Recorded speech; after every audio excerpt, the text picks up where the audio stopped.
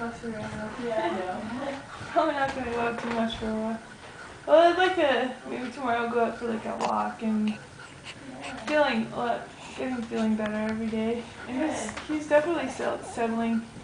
The nurse gave you a good assessment?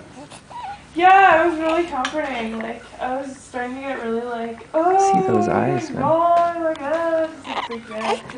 See those He was eyes. eating, but she was like, oh, Yeah, it's I okay. saw those Like, eyes. he needs to gain weight, and the milk's come in, and he just, it took a little while for the milk to come in, so he's probably like more hungry.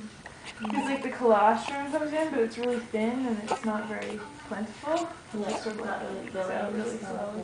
Yeah, like it's really good for him, but it's not very filling. So she was like, now that your milk's coming in, he's probably just like, I'm so hungry. So she was like, just more and more every time. yeah, and I was like, when I was at the hospital, all the